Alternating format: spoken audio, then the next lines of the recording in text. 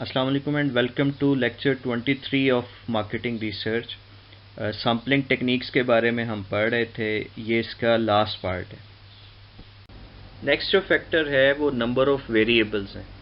अगर आप एक क्वेश्चनर यूज़ कर रहे हैं जिसमें बहुत सारे क्वेश्चंस हैं या बहुत सारे वेरिएबल्स हैं, तो फिर हमें एक लार्जर सैम्पल साइज़ जो है वो चाहिए होगा, बिकॉज का ये जो सैम्पलिंग एरर का क्यूमुलेटिव इफेक्ट है उसको कम से कम कर देता है।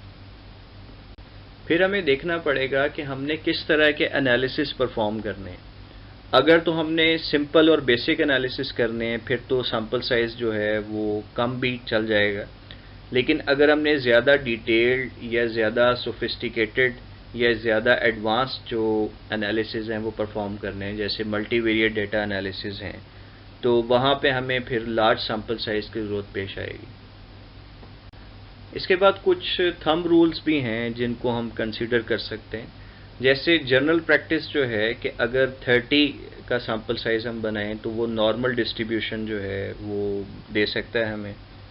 अगर डिस्क्रिप्टिव रिसर्च को ज़हन में रखें तो टोटल पॉपुलेशन का 1 to 20% वो सैम्पल साइज़ होना चाहिए। अगर तो पॉपुलेशन स्मॉल है तो परसेंटेज बढ़ जाएगी। मिसाल के तौर पे अगर पॉपुलेशन 100 है तो सैम्पल साइज़ 80 हो जाएगा, यानी 80% बनेगा।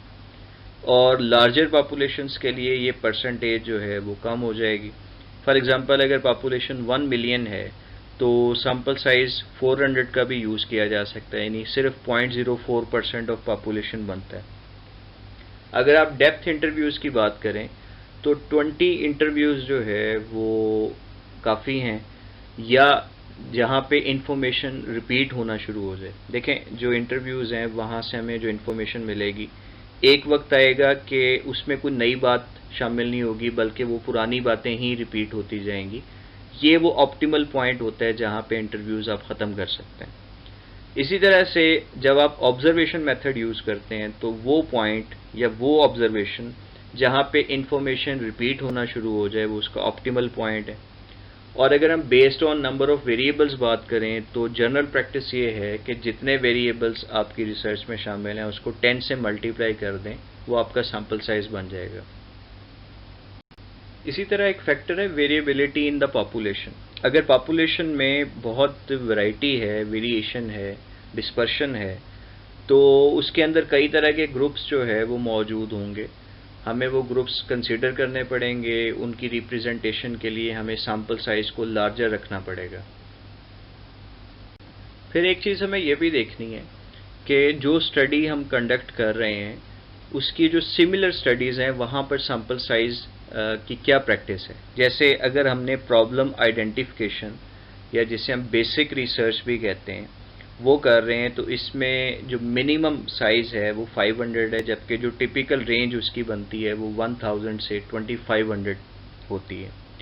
इसी तरह अगर हम प्रॉब्लम सॉल्विंग रिसर्च, जिसे आप अप्लाइड रिसर्च भी कहते हैं, वो कंडक्ट कर रहे हैं तो उसकी जो टिपिकल रेंज है वो 300 से 500 है, जबकि जो मिनिमम साइज़ है वो 200 का है। अगर हम प्रोडक्ट को टेस्ट करना चाह रहे हैं तो उसकी जो रेंज है वो 300 से 500 है और मिनिमम साइज़ 200 का होना चाहिए। अगर हम टेस्ट मार्केटिंग स्टडीज़ कर रहे हैं तो typical range is 300 to 500, minimum size is 200। अगर हम एडवर्टीज़मेंट के ऊपर जो स्टडी है वो कर रहे हैं, प्रिंट एडवर्टीज़मेंट है या इलेक्ट्रॉनिक एडवर्टीज़मेंट है, तो पर कमर्शियल जो है वो हमारा सैम्पल साइज़ 200 से 300 होना चाहिए, मिनिमम 150 होना चाहिए। अगर हम टेस्ट मार्केट ऑडिट कर रहे हैं तो मुख्तलिफ स्टोर्स हैं जिनका हम ऑडिट करेंगे, तो 10 से 20 स्टोर सेलेक्ट करने चाहिए, टिपिकल रेंज, मिनिमम 10 स्टोर्स। और अगर फोकस ग्रुप कंडक्ट कर रहे हैं तो 4 से 12 ग्रुप्स जो हैं उनका इंटरव्यू करना चाहिए, मिनिमम 2 ग्रुप ज़रूर होने चाहिए। एक बहुत इम्पॉर्टेंट जो कंसिड्रेशन है ख़ास तौर पे मार्केटिंग रिसर्च के अंदर, वो है रिसोर्स कॉन्स्ट्रेंट्स, और आमतौर पे हम इसमें टाइम और कॉस्ट, ये दो मेजर फैक्टर्स देखते हैं। अच्छा देखें, आपने रिसर्च के जो करैक्टरिस्टिक्स पढ़ी थी, अच्छी मार्केटिंग रिसर्च कैसे कहते हैं, उसमें से एक तो थी रिगर। और रिगरस होने में एक जो पॉइंट था कि सैम्पल साइज़ लार्जर होना चाहिए। जितना ज़्यादा सैम्पल साइज़ बड़ा होता जाएगा उतनी आपकी स्टडी ज़्यादा कॉम्प्रिहेंसिव होगी, डिटेल्ड होगी, रिगरस होगी।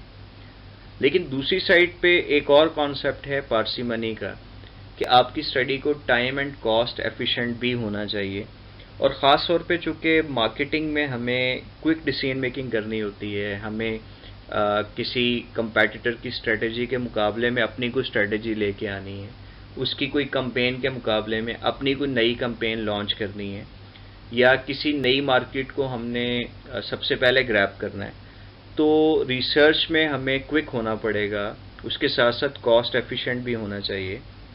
तो दो एक्सट्रीम्स के दरमियान हम प्ले करेंगे। हम रिग्रेस भी किसी न किसी लेवल पे रहेंगे, और हम पार्सिमनी या कॉस्ट एंड टाइम एफिशिएंसी का भी ख्याल रखेंगे। इन दो एक्सट्रीम्स के दरमियान एक अच्छा रिसर्चर प्ले करेगा।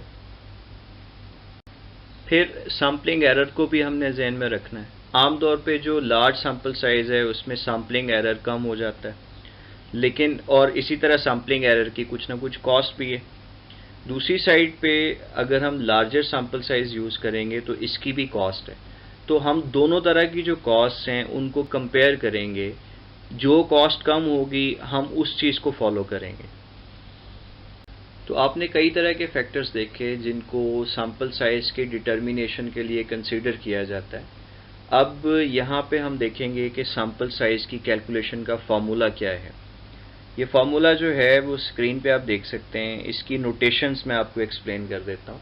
स्मॉल n से मुराद सैम्पल साइज़ है, जबकि कैपिटल N पॉपुलेशन के साइज़ को ज़ाहिर कर रहा है, और जिसका मतलब ये है कि ये फार्मूला उस वक्त इस्तेमाल होगा जब आप प्रोबेबिलिटी सैम्पलिंग इस्तेमाल कर रहे हैं। E से मुराद है मार्जिन ऑफ एरर, और ये आमतौर पे 1% to 5% होता है।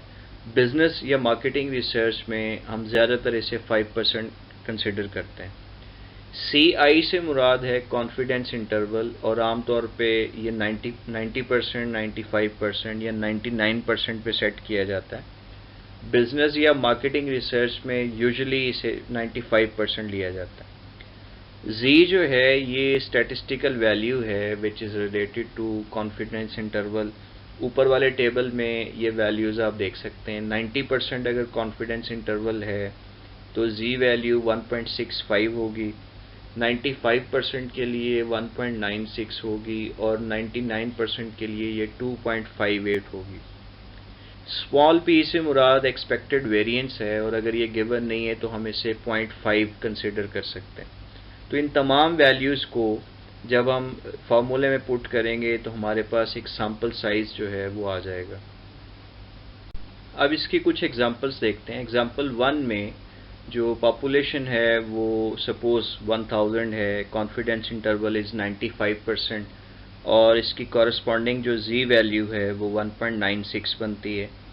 Margin of error is considered 5%, और जो वेरिएंस है वो 0.5 है। तो जब ये सारी वैल्यूज़ फार्मूले में पुट करेंगे तो हमारे पास जो सैम्पल साइज़ आएगा वो 278 आएगा।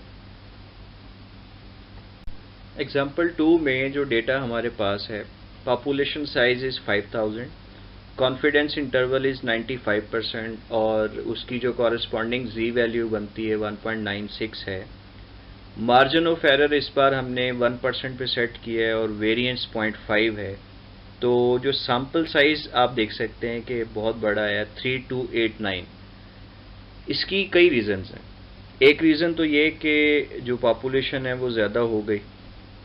दूसरी बात ये, ज़्यादा पॉपुलेशन होने से जो सैम्पल साइज़ है उसके बढ़ने के चांसेस हैं। दूसरी बात ये कि यहाँ मार्जिन ऑफ एरर हमने 5% से 1% पे सेट किया। जितना मार्जिन ऑफ एरर कम होता जाएगा उतना ही सैम्पल साइज़ बढ़ता जाएगा। एग्जाम्पल 3 में जो डेटा हमारे पास है, पॉपुलेशन का साइज़ 700 है, कॉन्फिडेंस इंटरवल को इस बार हमने 99% पे सेट किया है, जिसकी रिलेटेड जो Z वैल्यू है वो 2.58 है। स्मॉल e यानी मार्जिन ऑफ एरर इज़ 1%, और स्मॉल p यानी वेरिएंस जो है वो 0.5 है। और कैलकुलेशन के बाद जो सैम्पल साइज़ हमारे पास आया वो 672 है। जिस तरह से मार्जिन ऑफ एरर को कम करने से सैम्पल साइज़ बढ़ जाता है, बिल्कुल वैसे ही कॉन्फिडेंस इंटरवल को बढ़ाने से सैम्पल साइज़ बढ़ता है। तो ये उसका बिल्कुल अपोजिट बनेगा। एग्जाम्पल 4 का अगर आप डेटा देखें तो पॉपुलेशन का साइज 250 है, कॉन्फिडेंस इंटरवल इसमें हमने 99% पे सेट किया है और इसकी जो जी वैल्यू बनती है वो 2.58 है। Margin of error is 5% and variance is 0.5। तो फार्मूला हमें बता रहा है कि सैम्पल साइज बन रहा है 182। यानी अगेन अगर आप देखें तो कंपेयर करें अगर आप सारी एग्जांपल्स को, तो जहाँ जहाँ भी कॉन्फिडेंस इंटरवल बढ़ेगा वहाँ पे जो सैम्पल साइज़ है वो बढ़ जाएगा। जहाँ पे पॉपुलेशन का साइज़ ज़्यादा होगा सैम्पल साइज़ बढ़ जाएगा। जहाँ पे मार्जिन ऑफ एरर कम होता जाएगा सैम्पल साइज़ भी कम हो जाएगा। अगर आप इस ग्राफ में देखें तो एक्स एक्सिस पे मैंने पॉपुलेशन साइज़ रखा है और वाई एक्सिस पे सैम्पल साइज़ है। दोनों के दरमियान जो रिलेशन है वो आपको इस ग्राफ में नज़र आ रहा है। तो आप देखें कि एक सर्टेन पॉइंट तक जो ग्राफ है बड़ा स्टीप स्लोप्ड है, यानी जैसे जैसे पॉपुलेशन का साइज़ बढ़ रहा है जो सैम्पल साइज़ है वो भी इंक्रीज़ होता जा रहा है।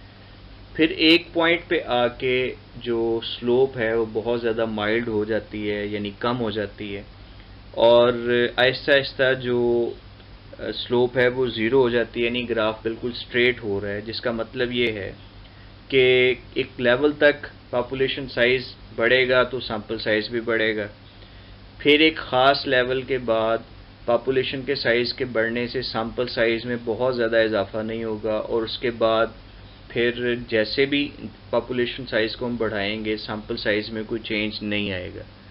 इस ग्राफ से जो कुछ पॉइंट्स मैंने एक्सट्रैक्ट किए हैं वो नेक्स्ट स्लाइड पे आपको एक्सप्लेन करता हूँ। जी, सबसे पहले तो वही है कि sample size increases as population increases. दोनों के दरमियान डायरेक्ट रिलेशन है टू अ सर्टेन लेवल। अगर हम कॉन्फिडेंस इंटरवल को 95% और मार्जिन ऑफ एरर को 5% कंसीडर करें तो sample size n is equal to 385, जो कि अप्रॉक्सीमेटली 900,000 की पॉपुलेशन पे बनता है। उसके बाद फिर सैम्पल साइज़ में कोई चेंज नहीं आता, यानी आप कह सकते हैं कि अगर बाकी फैक्टर्स जो हैं वो चेंज ना हों तो जो 900,000 की पॉपुलेशन है उसके बाद पॉपुलेशन जितनी भी बढ़ जाए जो सैम्पल साइज़ है वो 385 ही रहेगा। ये हमारा मैक्सिमम सैम्पल साइज़ है। फिर इसी तरह अप्रॉक्सीमेटली अगर पॉपुलेशन का साइज़ जो है वो 7700 हो तो सैम्पल साइज़ 366 बनता है। इस लेवल के बाद पॉपुलेशन जितनी भी बढ़ जाए तो सैम्पल साइज़ में कोई बहुत सिग्निफिकेंट इंक्रीज़ नहीं आता, यानी मैक्सिमम ये 385 तक तो जा सकता है, लेकिन 366 के मुकाबले में वो जो इंक्रीज़ है वो बहुत माइनर है। इसीलिए मैं 366 को एक ऑप्टिमल सैम्पल साइज़ कंसीडर करता हूँ। तो स्टूडेंट्स, अगर मैं इस लेक्चर को समराइज़ करूँ तो इसमें हमने सैम्पलिंग डिज़ाइन प्रोसेस के बारे में पढ़ा। इसमें हमने नॉन प्रोबेबिलिटी सैम्पलिंग की मुख्तलिफ टेक्निक्स को स्टडी किया। फिर हमने प्रोबेबिलिटी सैम्पलिंग की जो मुख्तलिफ टेक्निक्स हैं उनको स्टडी किया, और फाइनली हमने देखा कि एक सैम्पल साइज़ जो है उसको कैसे डिटरमिन किया जाता है। Thank you very much.